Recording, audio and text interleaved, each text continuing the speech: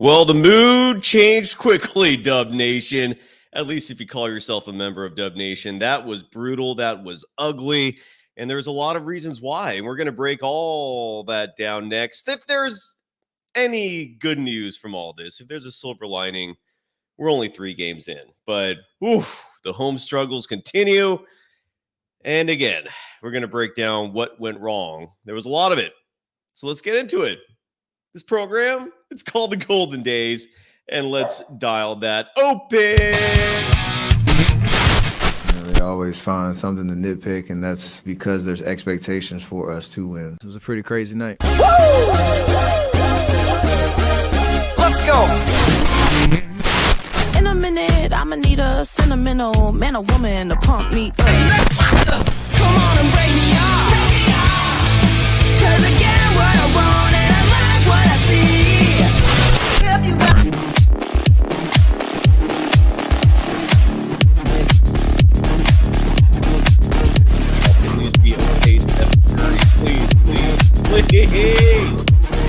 Oh boy.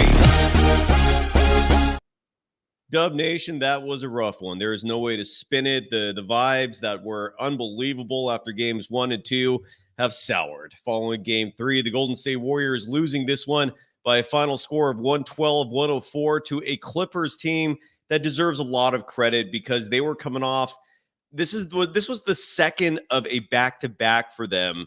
Just a day ago, they were in Denver and beat the Nuggets. So, look, the Warriors had a lot of issues today. We're going to break down a lot of things that were eyebrow-raising, that just did not sit well, certainly for me. But you also have to give the LA Clippers credit because they played fantastic basketball. That is a much better team than I think a lot of people, myself included, have given credit for. And Stephen Curry is hurt. I'm not super worried about that. It's an ankle roll. He did come back in and roll it again. He might miss a little time because of it. Hopefully nothing serious there. But there is a lot that went wrong, and we're going to talk about all that after we give some love. First and foremost, to the official sponsor of the Golden Days, and that's BetOnline. Basketball fans, it's that time of year again. The NBA is back.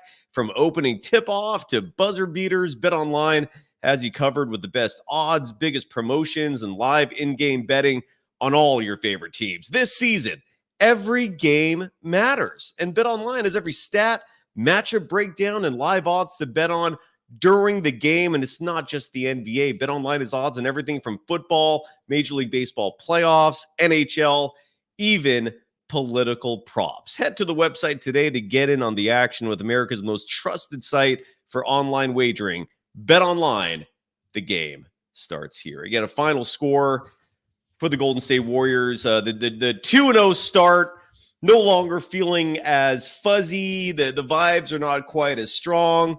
They lose tonight 112-104 in a game that I thought they had no business being in all the way until the very end. The Clippers just looked like a superior team pretty much from start to finish. They were more aggressive. They defensively were far more focused than the Warriors. It seemed like every play they just wanted it more. That's just what I saw tonight. And the Warriors, for a lot of reasons, some of them inexplicable, some of them fairly explainable, just didn't match it and didn't play good basketball. What I'm not taking away from this game, before we get into a lot of details and specifics, is any idea that the Clippers are somehow a better team than the Warriors. That's not the vibe I'm getting from this game.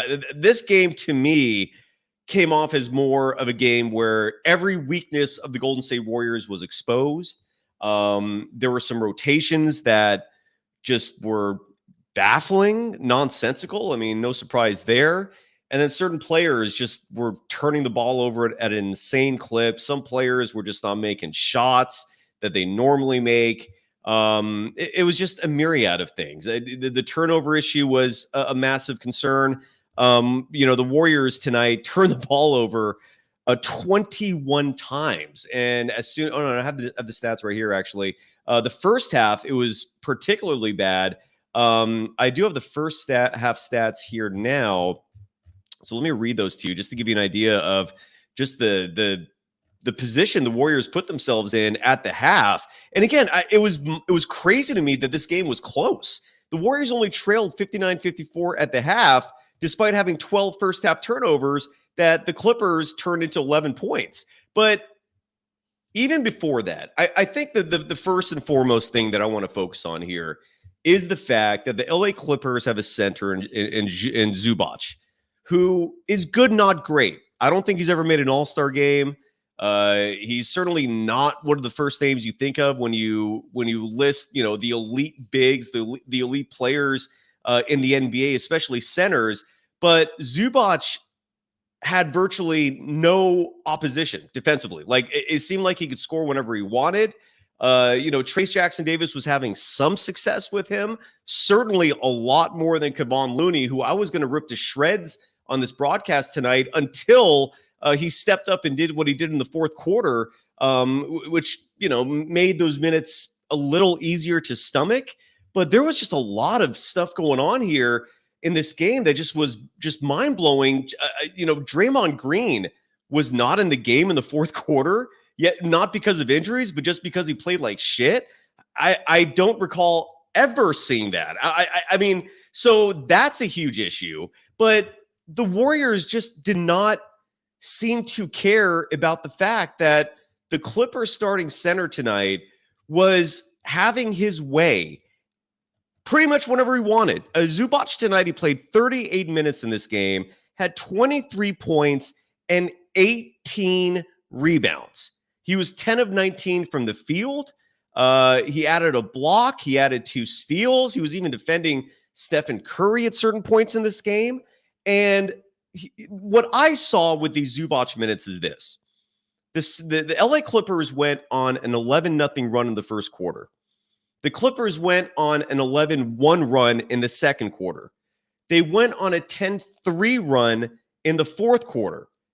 And so when you take that into consideration, right, that's the Clippers in these 3 stretches outscoring the Golden State Warriors 32-3.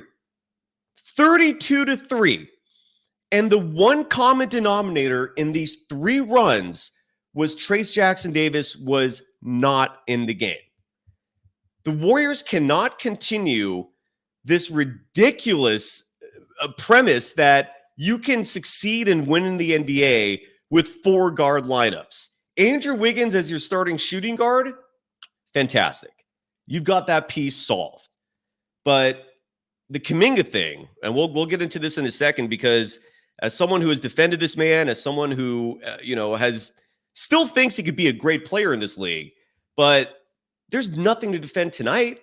I was honestly like a little frustrated for a moment there in the fourth quarter because of how long it took Steve Kerr to bring Kuminga back in the game. He was giving Podziemski all these extra minutes. Kevon Looney was getting this extra run. Gary Payton II, another player who I think they really need to re-examine his minutes moving forward, because I don't see the positive of GP2 getting a ton of minutes. He brings virtually nothing offensively, and he's not the same defensive player. If he was, you would have seen him making more of an impact in this game tonight.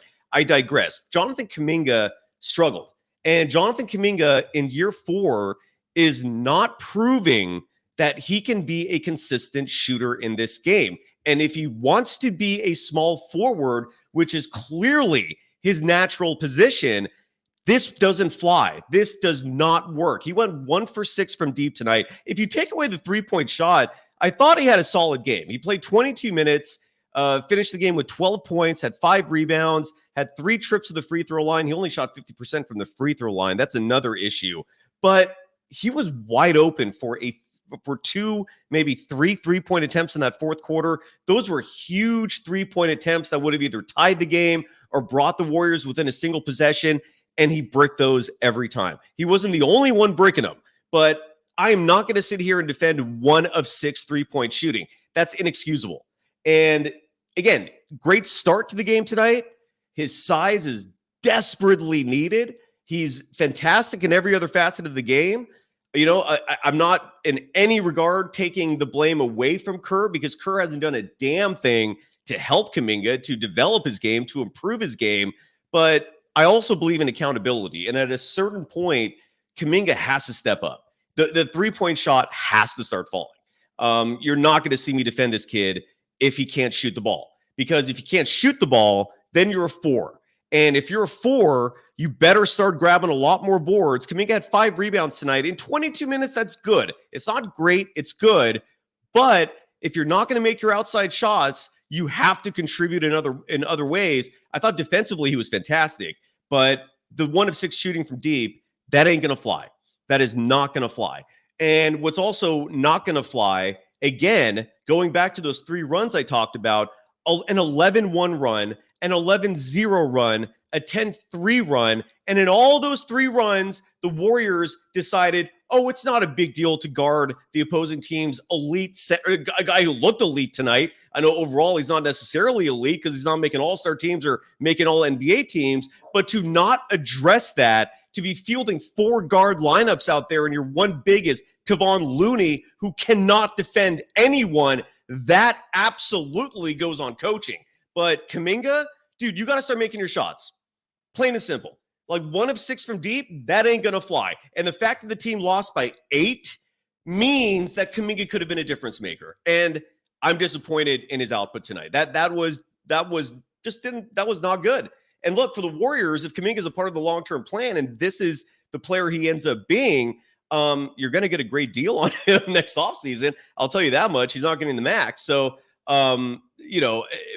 So, yes, Kuminga had a bad game. Can't defend it. I thought the Warriors' strategy was awful in the sense that Kevon Looney, again, cannot defend. He can't defend bigs. He can, for some weird-ass reason, defend James Harden at the midcourt. I mean, I didn't miss that play where he got the steal and then took it all the way for a bucket. That was wild. But that's not Kevon Looney's role. That's not what the Warriors need from him. What the Warriors need from Kevon Looney is to play defense on opposing bigs. And Zubac in this game, again, just ate the Warriors up like fried chicken. 23 points, 18 rebounds. Oh, did I mention he had 6 assists in this game? That was absurd. And a huge reason why, to me, GP2, why I'm focusing on him a little bit is because he played 13 minutes in this game. And a lot of those 13 minutes, he was playing defense on players like Chris Dunn, who was lighting him up. He was playing defense on guys like Derrick Jones Jr., who was lighting him up. Norman Powell, lighting him up. And in the same way that if Kuminga can make shots, the Warriors, everyone has to really reevaluate who he is as a player. The GP2 minutes are absurd. I kept watching him play out there going, where the hell is Kyle Anderson? You signed Kyle Anderson, who, by the way, in this game played a whopping total of 3 minutes, 46 seconds.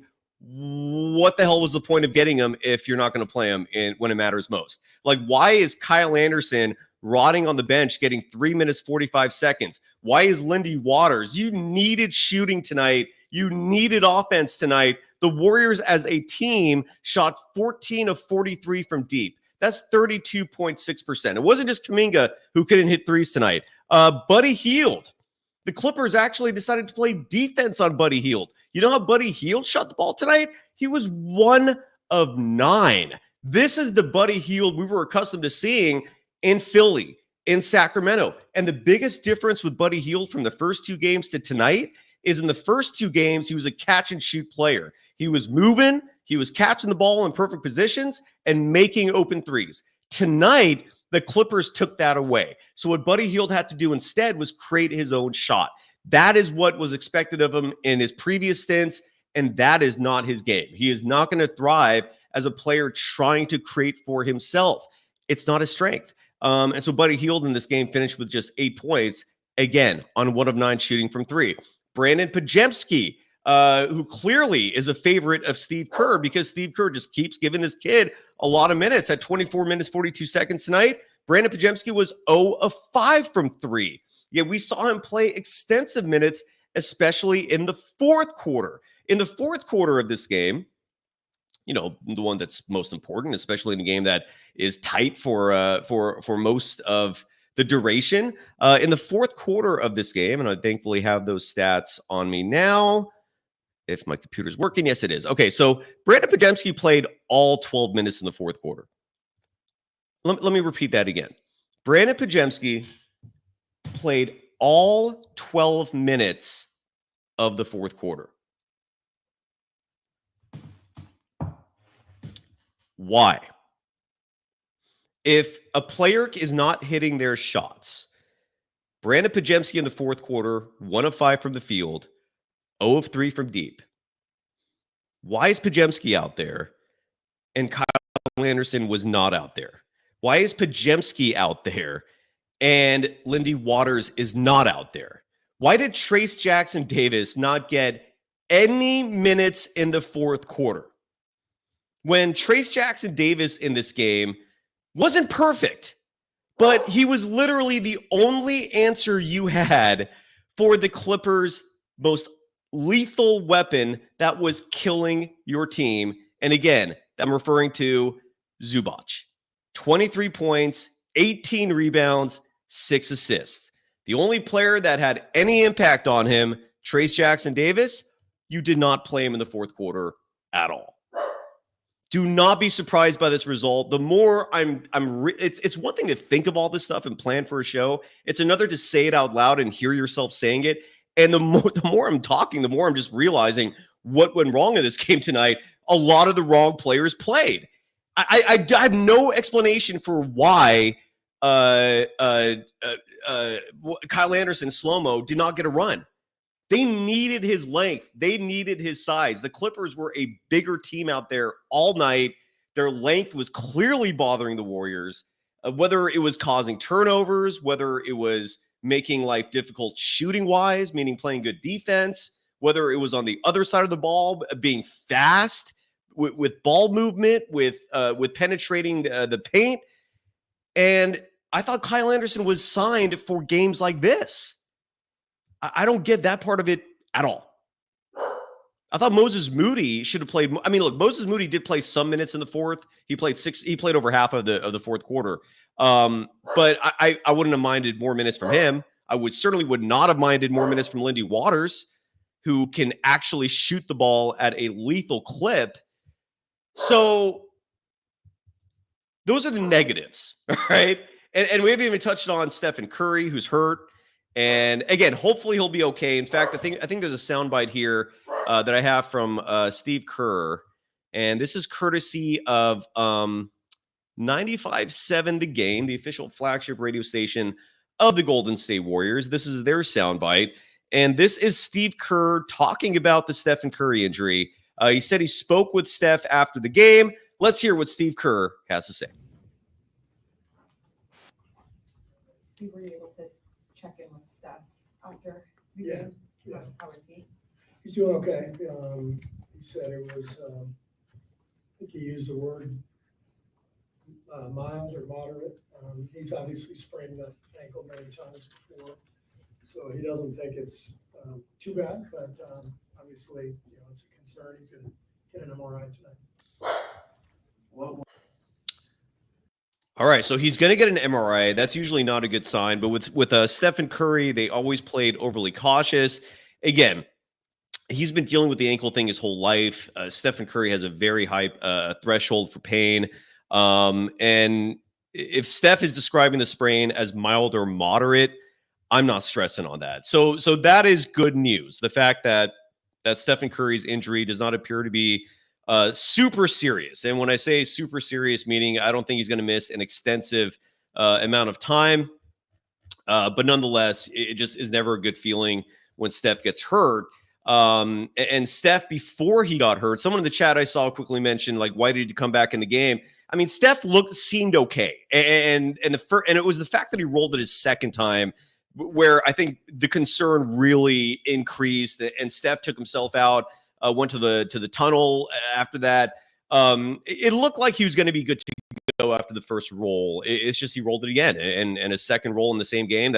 You're done. There's no other way to spin that. But Steph was having a good game before he got hurt. He had 26 minutes, 42 seconds logged, was 6 of 11 from the field, was 4 of 7 from deep, had 18 points, 6 assists, 4 rebounds before the injury. But, and it's a huge but, he also had 6 turnovers in this game.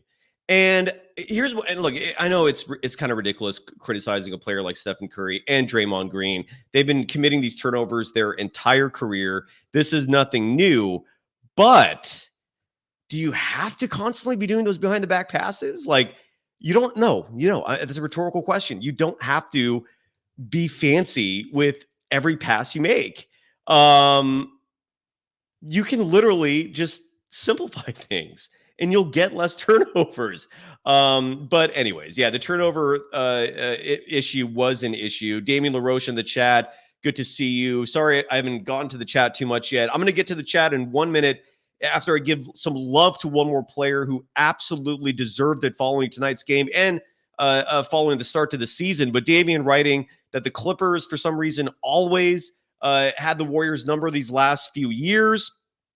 Were the Clippers 10-point underdogs tonight? Yeah, you definitely should have taken that. That would have been a fantastic bet. Which leads me to asking you another question. How are you placing those bets? Are you placing those bets with the official sponsor of Bet Online? Do you have an actual bookie? Just for curiosity's sake, I'd love to know how you're placing these bets and hopefully winning the process. The other player I want to give some love to real fast here, and then I want to scroll up and see what people have been writing in the chat for the last 20, 30 minutes here. Andrew Wiggins is playing beautiful basketball. And 3 games is not a huge sample size, but we're slowly starting to get a picture here of certain individuals. And again, I want to be cautiously optimistic. And I also want to tell everyone watching this show tonight who is a Warriors fan, there is zero need to press a panic button. This is the type of game where you correct things, all right? And we all know how Steve Kerr rolls. Like, he's slow to respond. He's slow to adjust. He can be borderline stubborn when it comes to major change. But I think a huge reason why we're already seeing some common sense moves being made that we haven't seen the last couple of years is because of the influence and impact of Terry Stotts and Jerry Stackhouse, and even Draymond Green providing his input from a coaching perspective way more than he normally does, or at least that he used to. So there's no panic buttons being pressed here. And Andrew Wiggins, now 3 games in, he had a night. The stat line is unbelievable. He was 11 of 15 from the field. He was 5 of 8 from deep. So he is, between him and Buddy Hield, Klay Thompson is forgotten from a contribution perspective. Obviously, what he did for this franchise as part of a dynasty will never be forgotten. But in the present, in the moment, as a player, he is replaceable and he's been replaced. Andrew Wiggins is your 2. I don't think there's even any debate at this point. Again, 5 of 8 from deep. Only had 2 trips to the free throw line, and he had some mistakes as well. There were a few moments, like defensively, he still makes these like just dumb boneheaded type moves. Like he fouled Harden early in this game because of just really bad defense. Like there were moments where he played good defense on Harden. There were moments where it was on him. It was not Harden making him look bad. Wiggins was just slow to respond. He had a bad defensive play on a fast break, which resulted in a +1. It was one of those plays where you just got to wrap the dude up. Do not let an opposing player score a bucket on a fast break if you're fouling them. That is just one of those mental mistakes that should never happen, yet you still see it sometimes. And Andrew Wiggins in this game, from a net rating perspective, was a -3. And this is, again, where Trayce Jackson-Davis, like, I don't understand why he did not play a single minute in the fourth quarter of this game. He was a +1 in net rating, which doesn't sound that impressive until you look at the rest of the roster and you realize everybody who did not play in the fourth quarter really struggled. Again, Wiggins was -3, GP2 -3, Looney -6, Buddy Hield -7, Podziemski -2, DeAnthony Melton -10, Kyle Anderson in his 3 minutes 43 seconds was -9. Moses Moody was -5. The only players with a negative, with an even net rating or a positive net rating, were Lindy Waters, who played all of 32 seconds, and he had an even net rating. Jonathan Kuminga, interestingly enough, in his 22 minutes and 3 seconds, had an even net rating, meaning the team was neither winning or losing when he was out there. And then Draymond Green had a +2 in this game in 27 minutes of play, more specifically 26 minutes, 49 seconds. And then Trayce Jackson-Davis had a +1. The point is, everybody who Kerr put in the game in the fourth quarter, except for Kuminga, struggled in terms of contributing to a winning basketball game and team. But I just, the whole small ball thing, you all, if you're a regular Golden Dazer, you know my feelings on it. I hate it. The NBA is, and basketball in general, is a sport that rewards height, it rewards size. The Warriors got away with small ball for a lot of years because they had the 2 best shooters in the history of the game. That'll mask a lot of flaws. But with this team, you cannot get away with 4-guard lineups. You have some size on this team. Use it, please, for the love of God. So let me see what's going on in the chat here real fast. I just want to answer any concerns, and let me put the link in case anyone wants to bring up a point that I may have missed tonight, or if you want to just disagree with me. Let's have a fun discussion. The chat is available in the link. A.A. Ronald, a new Golden Dazer, brother. Thank you. If you're a brother, maybe you're a sister, writing that if Stephen Curry is injured, don't play him. We don't want a Booby Miles happening. And Booby Miles referring to the old school Friday Night Lights, the player that, the running back that came back into the game when the game was already pretty much a blowout because his backup couldn't find his helmet. And then Booby Miles comes in the game, blows out his knee, career is over. And that's the story. And I think what you're referring to, A. Ronald, is in this game, Stephen Curry, why did he come back? But again, rolled ankles are typically, again, sorry to be redundant with the against. Stephen Curry, this has been an issue for his entire life. So if anybody knows his body, it's Steph. And especially when it comes to the ankles. I don't take much of an issue with him coming back in the game.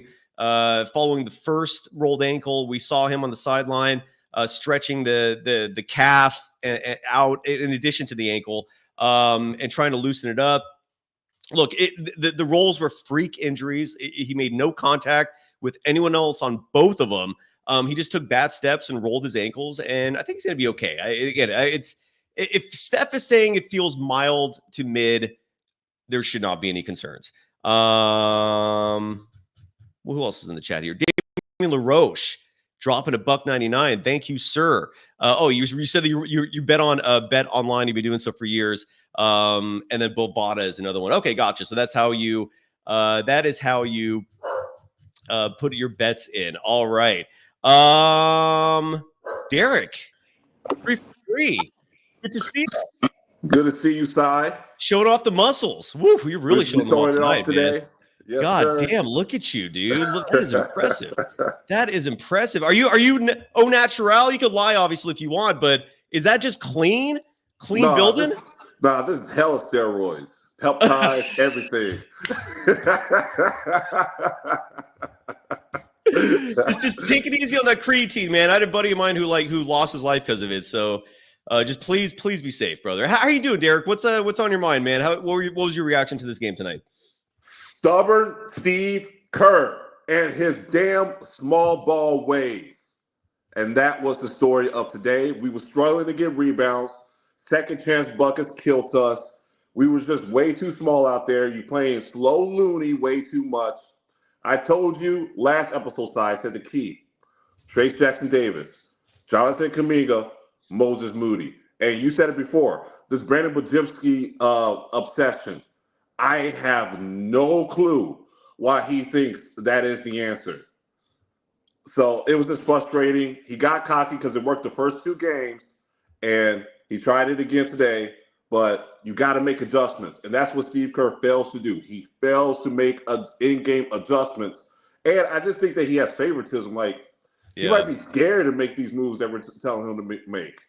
Let me ask you this. We haven't even touched on this subject yet, and I'm glad you came on because I can get someone else's perspective because I have no clue what the deal is. But Draymond Green played 4 minutes in the fourth quarter, and then we never saw him again. He was literally benched for the final 8 minutes of the fourth quarter. I think he started the fourth. Let me check my stats here. But what was your reaction to that, man? I thought that was really weird. I've never seen Draymond relegated in my life, save for maybe some brief moments of the 2022 NBA Finals where we saw Draymond take a seat for a few moments here and there, but this is not the norm, man. And I'd love to know what you thought about that, if you even thought about it. Okay, so we watched Draymond Green's podcast. We know that he has a brilliant basketball mind, right? Don't you think that what's going through our minds have to go through his mind? Oh yeah, and he'll say it. He'll articulate that too. He's not even shy about it. Yeah. Yeah, you know what I mean? So it's like, bro, we've been dealing now 3 seasons of having a better team than what the record has shown. And it's due because of Steve Kerr's rotations. Yeah. I'm not even going to say it's due to him being a bad coach. He don't know how to call plays. It's his rotations. He fails and fails and fails and fails to do that. And I don't understand why everybody sees it except for him. Yeah, I'm with you, man. I don't get it. But Draymond Green is someone who Kerr typically plays no matter what, and he gave up on him. I mean, Draymond Green, he got pulled at the 8-minute mark of the fourth quarter for Kevon Looney. Again, we never saw him again. He had 4 fouls, so maybe he got taken out because of the foul thing, but the Warriors were within the margin for the whole game. I mean, this was a tight one until like 45 seconds left. I am shocked. And I'm very curious. We're going to have another show tomorrow. Sophia Jones is going to join me as she does every Monday for V for Valkyrie. And I'm going to do a lot of research between now and then. I think a lot of people who follow the Warriors are going to be reflecting on this one because this was a little troubling, very disappointing. But the Draymond Green part of it, man, I mean, I would love to hear what he has to say about that. But I don't know. That wasn't weird to you, or am I obsessing too much on that? So I believe they got it within. I think Wiggins scored a bucket. He got it within 1 or 2 in the fourth. I'm gonna be honest with you, Cy. I thought this game was over in the third, and even when we got it real close in the fourth, I still wasn't that excited. It felt just the way that his rotations was going. I didn't feel like I felt like we'll make a little run, but then the Clippers would do something else. And then when Steph Curry was down, okay, well then that's it. Because small ball don't really work, but it sure as hell ain't gonna work with Steph Curry on the floor. Yeah, and again, I don't like. There's a lot like D'Anthony Melton. I still have no clue what to make, in terms of whether or not he should be out there. His number, and he's only 6'3", right? So when you think about D'Anthony Melton, it's like he plays bigger than he is. He's got a 6'8" wingspan, but I wonder if he should be playing fourth quarter minutes. D'Anthony Melton tonight was 3 of 5 from the field, 2 of 4 from deep. Finished this game with just 8 points, though, was a -10 in net rating. Was there anyone that did not play that you thought should have played? Like, is there anybody specifically? I know Brandon Podziemski playing all 12 fourth quarter minutes was pretty wild. I don't know how you justify that. But was there anything, whether outside of Kyle Anderson playing just 3 minutes in this game, which I don't understand that part of it at all, on a night where you're getting killed inside. Just to add on to the stats for the inside game where the Clippers dominated, they out-rebounded the Golden State Warriors tonight by just 1, 48-47, but it was points in the paint where they got slaughtered. The Clippers outscored the Warriors in points in the paint 58-38. And Kyle Anderson's one of your bigs. Whether or not you like that, it's the reality of things, man. Is there anyone that you missed tonight? He should have had to keep us big out there. Jonathan Kuminga should have stayed out there for Jonathan Kuminga's minutes should have been way high. I'm talking about like 35 minutes this game. As a 4, right? He should have been rotating Trace Jackson-Davis, Kyle Anderson, and Draymond Green, and have them just rotate amongst each other for them to get rest. That would keep us big. That would keep us getting rebounds, and that would keep us having a presence inside. Now, Trace Jackson-Davis, we noticed that in the first, he was kind of getting killed on some plays. I'm not just going to say, hey, he didn't do nothing wrong. I'm not saying he's perfect, but again, he was doing better than anyone else. You know what I'm saying? And you got to play him in order for him to work through the mistakes, to get better. If you're just taking him out because you're getting nervous and you're like, oh my God, this is a real game, back to small ball, how the hell are they going to improve? Yeah. And then once we get to the Lakers, then we get to the Denver, how are these guys going to get the experience in order to compete if you keep taking their asses out? Yeah, I'm with you, man. I am with you. This was frustrating. There's no question about that. Any other thoughts, Derek, before I let you go and hear? We're going to hear a little more from Steve Kerr here. Any final thoughts, man, after a very frustrating game? I don't think there's any doubt about that. The positive, Wiggins is looking good, but a storm is coming if Steve Kerr keeps his coaching ways. Before you go, Derek, pretty storm.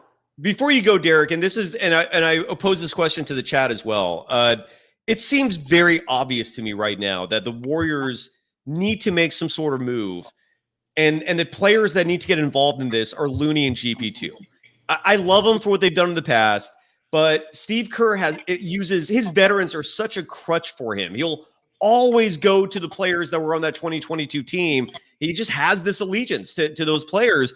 Thankfully, it's paying off with Wiggins. Thankfully, Wiggins has turned it around, but Looney and GP2, like those minutes are just it's wild, man. Like I don't see that being justifiable.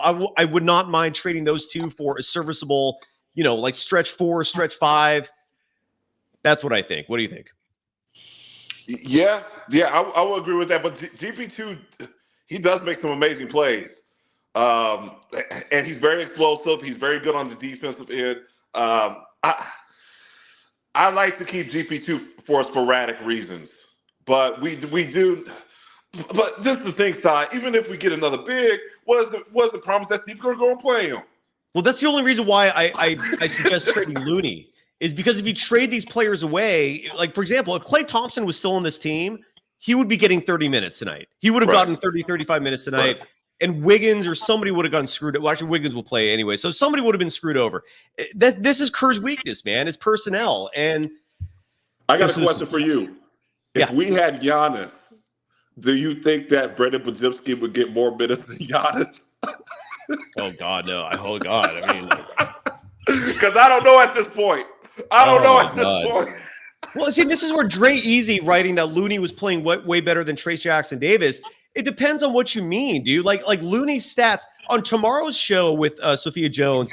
I'm going to break down the defensive matchup numbers for every player because the NBA doesn't release those numbers until the next day. So we'll have a 3-game sample size to look at how each player has been doing. But Kevon Looney cannot defend bigs if his life depended on him, man. We've been seeing this for years. In the championship run in 2022, that first round series against the Nuggets, where the Warriors won that series in 5, it should have been a sweep. It should not have even been a contest. Every one of those games was close. They won a game. They stole a game because Jokic was destroying Kevon Looney. He was out of the rotation entirely by the end of that series. Looney cannot defend bigs that can score. Plain and simple, dude. It is not, I don't even know how you could debate it at this point. And that is why Looney, look, I love the guy personally. I will never forget his contributions. I think he's a great person. I think he's one of the best rebounders in the game. I think he has a solid offensive post-up game, but he cannot defend bigs. Plain and simple, dude. Bigs just back him down and shoot over him every single time. And you can't have a guy out there playing, man, if he cannot play defense. It's just that simple, dude. But no. Anyways. All right, Derek, have a great night, brother. It was good to see you, man. Have a great night, Si. And if Sophia's looking for a muscle man, tell her to holler at me. You got it. Come back tomorrow if you want. You can tell her yourself. All right, Derek, have a good night, brother. Take care, man. And that's Derek Simmons coming live from Las Vegas, Sin City, in the house. Tony Smith. I say this to everybody. If you want to come in the chat and be a hater or spew negativity, that's fine. Just provide specifics. So when Tony Smith in the chat writes, I don't know what I'm talking about, what do you mean? Because if I actually don't know what the hell I'm talking about, this show doesn't exist. I don't exist in this industry. All right. If anything, I've already put up my track record before and I'll do it again all day, every day. When it comes to accuracy, when it comes to nailing it, and you put me up against any other media schlub out there, I blow these fools out of the water, man. So be specific. What do I not know what I'm talking about? Otherwise, shut the F up, dude, because anybody can spew opinions. Anybody can criticize. Not everyone can provide solutions. Not everyone can provide specifics. So that's what I ask of you, brother. If you're going to hate on me, why? Provide specifics. That is stupid, dude. In the chat. I thought there were some new ones from the chat. I'm sorry. Damien LaRouche writing, Tony Smith was too busy drooling over the muscle. I know. Tony, dude, Derek is just yoked, dude. B40 in the chat writing, get my guy Moody the minutes, let him run 25. Let's hear from Steve Kerr. This is a longer clip. I think of what he said, but the audio is going to be better in this case. Talking about Stephen Curry's injury. I apologize if this sounds exactly the same as what I played about 10 minutes ago, but If it is different, I want to hear it. And if the audio is better, great. But here's Steve Kerr maybe expanding on Stephen Curry's injury. Maybe I'm just playing the same clip again from a different source. Regardless, let's hear from Steve Kerr. Steve, were you able to check in with Steph after the game? Yeah. How is he? He's doing okay. He said it was, I think he used the word mild or moderate. He's obviously sprained that ankle many times before, so he doesn't think it's too bad, but obviously, it's a concern. He's going to get an MRI tonight. What were the conversations between you and Steph and you and the training staff between the first time that he tweaked it and then before sending it back out? I didn't have any conversations. When the training staff needs to tell me something, they come and tell me something. So I didn't talk to him. All right. So not much new there. And again, if there's any other sound that comes down during the show tonight that I can play, I will obviously play that. I really wish we heard from Draymond Green. I would love to know what he thought about being benched for a lot of that fourth quarter. I can't imagine he was happy about it, especially in a losing effort. So that would have been one person. I did see on my TV screen that GP2 was answering questions. I don't know what he would have said. Still no sound from what I'm seeing. If it comes down, I will obviously play that for you. And tomorrow, again, every Monday at 3 p.m., Sophia Jones joins me for V for Valkyrie. It's just a spin off this show. It's right on this channel. You don't have to subscribe to anything new. But in addition, although this time of year, there's nothing WNBA. So we're just talking Warriors, but we call it V for Valkyrie because when there is news to discuss regarding the WNBA, we covered that as well. A couple players I want to highlight on the Clippers real fast. And then if there's nothing else in the chat, we'll start wrapping it up. Derrick Jones Jr., who so far has been a magnificent addition for the LA Clippers. Kudos to them. That's who they essentially swapped Paul George for. They lost Paul George, but then they made the deal with the Mavericks. I think it was a trade to get Derrick Jones Jr., and so far he has been delivering for them. He played 35 minutes, 25 seconds tonight, 7 of 10 from the field. He was 3 of 4 from deep, 18 points in this game to go with 4 rebounds. Norman Powell, who's just had a fantastic start to the season in general for the now 2-1 Clippers, who again just the night before beat the Nuggets, and it wasn't a close game, and they did that in Denver. So this is not a bad Clippers team. They're clearly shutting a lot of haters up who doubted them at the start of the season. Norman Powell in this game, again, 20 points. Was just 2 of 7 shooting from deep, which isn't awful, but it's not great. The defense did a spectacular job, and James Harden. A lot of that was Andrew Wiggins. Some of that was Jonathan Kuminga.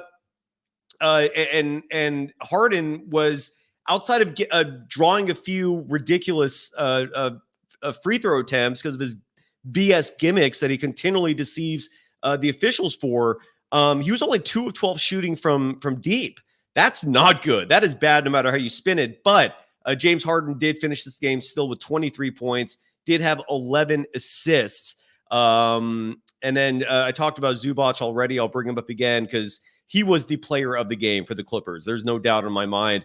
23 points, 18 rebounds. He also had 6 assists in this game, and the Clippers just beat up on the Warriors. Anyone else on the Warriors that I did not really highlight in terms of numbers or stats? I don't think so.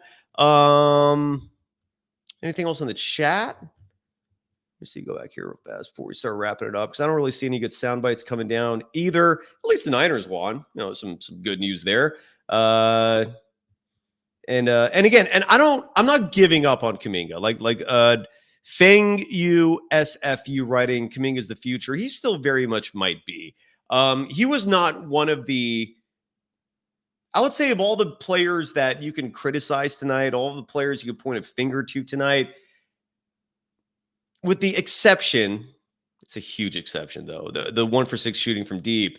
He did have a good game. He had a good start, but the 1 of 6 shooting, I mean, if he can't get it together shooting threes, then he's got to learn to play the 4. He has to, or he's gonna end up being a player on a bad team, putting up a ton of big numbers.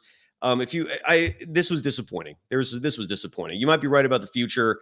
Ogie, Balthazar adding that Moody and Kuminga have to play together.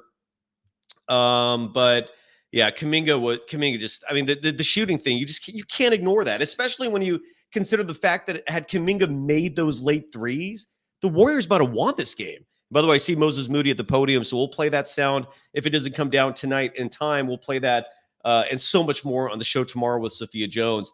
Let's see if I just want to see if there's anything else in the chat that we should mention. Well, there's a couple of people like J Rock, for example, writes in the chat that you do double Zubac, that the Warriors virtually didn't double him.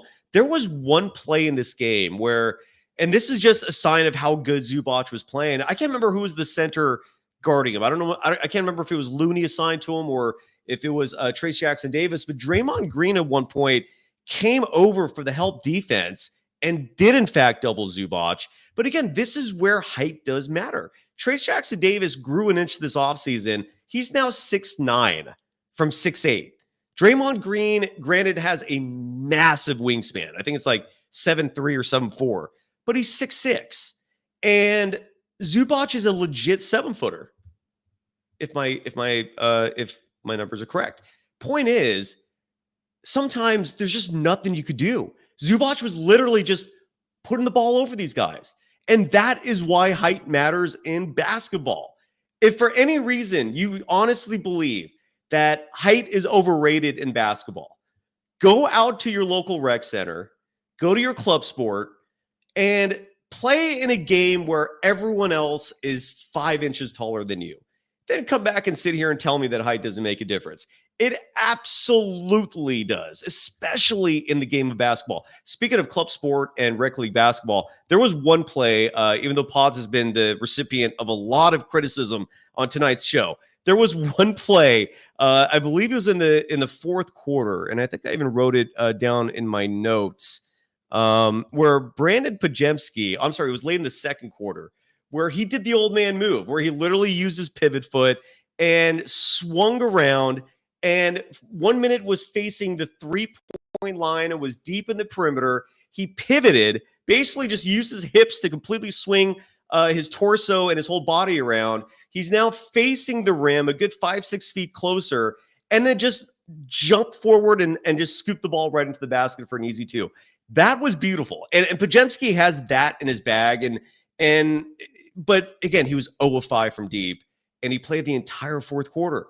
That is not justifiable. How do you excuse that? It's the favoritism is absurd. I really, it's ridiculous. There was one play in this game that I do want to mention real fast, and I'm sure for those of you that watched the entire Warriors game instead of the Niners, you will remember this. Draymond Green got into it with Zubac, and the officials called the foul on Draymond when it was a very clear charge. Zubac basically just threw his shoulder into Draymond's chest. Draymond goes flying, but before he flies, he grabs Zubac by the waist, and they both come down. And they originally called the foul on Draymond. Draymond immediately got up and did the finger circle, indicating he wants a review. Steve Kerr adhered. They challenged the call, and thankfully the refs saw what really happened, which was a blatant charge by Zubac. And that just was a symbol of Draymond Green's intellect, his basketball IQ. Like, he knew full well that was a blatant offensive foul on Zubac, and good thing Kerr listened to him and challenged it. So I just wanted to bring that up because that was a moment where Kerr trusted Draymond, where Draymond was one of the many players that routinely does the finger thing, circling for the challenge. And he was right. He nailed it. So a little moment that stuck out to me that I wanted to highlight as a positive. Anything else in my notes before we're done? And again, Looney, he did have an incredible fourth quarter, especially that one play where he stole the ball from Harden at midcourt and just took it all the way for the driving layup. But those Zubac numbers are real. And again, going back to what I said at the beginning of the show, 11-0 run by the Clippers, 11-1 run by the Clippers, 10-3 run by the Clippers. That is a 32-3 run from 3 runs put together. And the one common denominator with all 3 of those runs is Trace Jackson Davis was not in the game. He plays winning basketball. He doesn't hurt things when he's out there. And to not have him play a minute in the fourth, to watch this game where Zubac is just eating the Warriors up alive, and the only player that did anything to somewhat neutralize it, you don't see him at all in the fourth, that was criminal. That was where coaching needs to have a finger pointed right toward them, because you got to do something. You got to answer for that. You can't just let one guy just own you for an entire game and not do anything about it. It's absurd. It's ridiculous. Armando Lara writing hedge, switch, drop coverage, and a pick and roll. Weak side defense was not showing. Hard on Zubac, underprepared. Yeah, and Fangu, SFU, it's absurd what Harden gets away with. But my thing with Harden is this. What he does on an NBA court would never in a million years fly in playground basketball. He would never in a million years get away with calling all those nitpicky fouls on a blacktop court in a setting with other people where there's no refs. Like, he is not going, foul, you fouled me. He would never in a million years do that. And it's BS, dude. It's one of the worst things to watch. Anyways, let's go to the rest of the NBA before we wrap it up, unless there's anything else to talk about. Yeah, and Armando Lara, I mentioned this earlier. There was a 4-guard lineup out there tonight. The 4 guards, I believe it was Steph, Podziemski, Buddy Hield, and GP2. That is 6'3", 6'5". Podziemski's 6'5". So 6'3", 6'5", 6'2", 6'4", and then Looney. And no, they were not playing winning basketball during that run either. You're absolutely right. I brought that up earlier, and yeah, it was frustrating. Let's look at the rest of the NBA, and then we'll call it a night.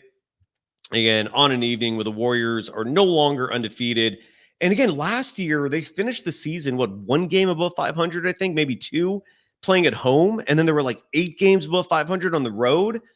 Make that make sense.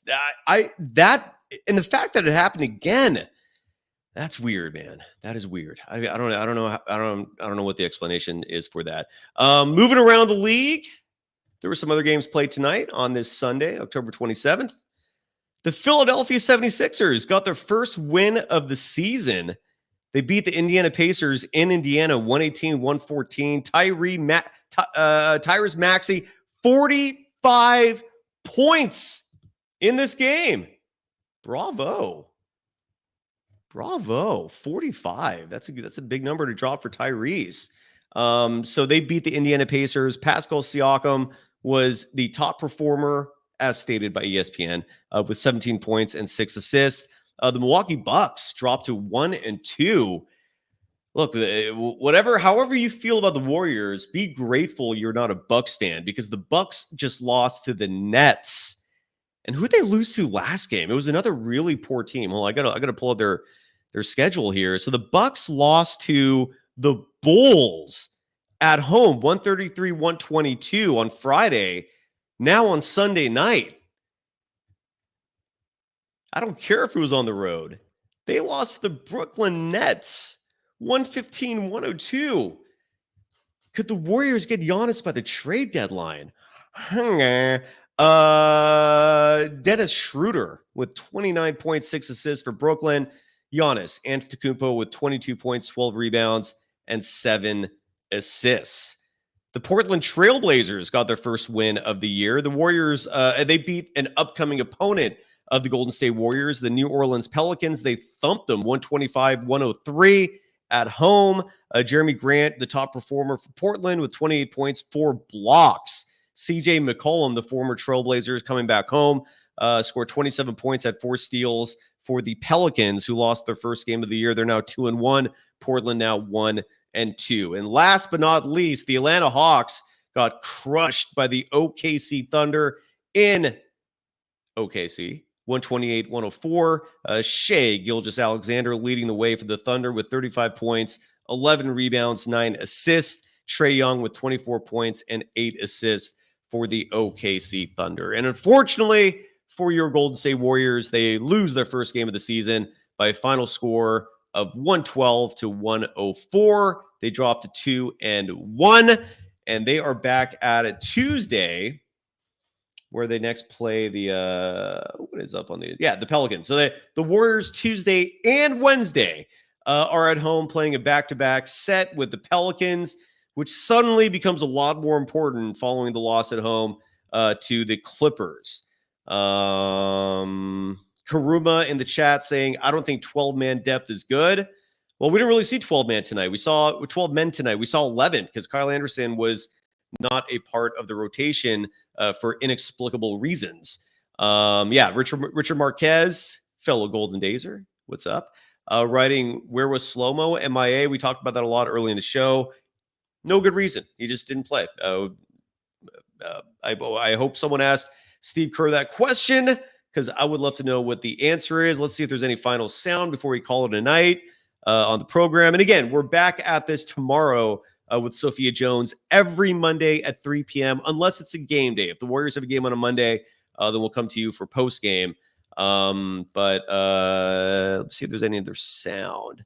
Folks want to hear from James Harden. There's some sound here on my feed. Let's hear from James Harden talking about his battles against Stephen Curry since were they part of the same draft? I believe they were part of the same draft in 2009. Anyways, here is James Harden. This is coming from the Warriors visitors locker room, talking about playing against Stephen Curry. So not a lot of sound tonight, unfortunately. We'll have a lot more tomorrow with Sophia, but here is James Harden.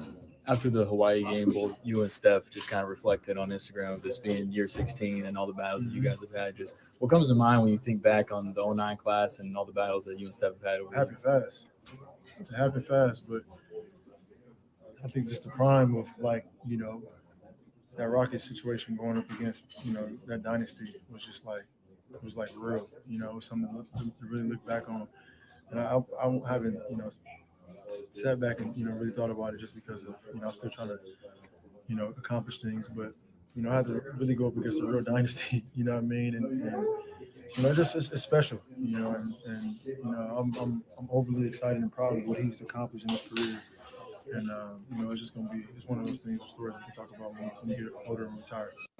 All right. So there you go. No more Clippers sound. We're done for the night with that. Looks like we're done, period. Thank you for joining me as always. Sorry about the result. I wish I had control over that. Frustrating game. At least the Niners won. We'll be back at this tomorrow, Monday, 3 p.m. Pacific time with Sophia Jones. Larry Krueger will join me on Tuesday's post game. That should be a fun one. And then next Saturday, I know I'm looking ahead, but I promoted Paul McCaffrey joining me tonight. And then Paulie, having a stoner moment, forgot that the Niners play tonight. And so he asked if we could reschedule. And of course, I said yes. So Paul McCaffrey will be joining me on Saturday for a Saturday night live edition. For some reason, when we have a show on Saturdays, on Saturday nights, it's just off the hook. And the fact that Paul McCaffrey will be joining me for that, the Warriors will be on the road to play the Rockets. So we will go live on Saturday. And there's going to be obviously a lot of guests and good times throughout the week. Follow the program on all social media platforms at Golden Days Pod. Otherwise, thank you for joining me. And bummer for the Warriors. Yeah, it hurts. What are you going to do? But the good news is they're still above 500. Thank you to the Golden Dazers for being members. I can't thank you enough. And we'll be back at this tomorrow. Tough night. Could be worse, though. And hope all of you are doing well and hope you had a nice weekend. And we'll be back at this soon. Bye-bye. Bye-bye.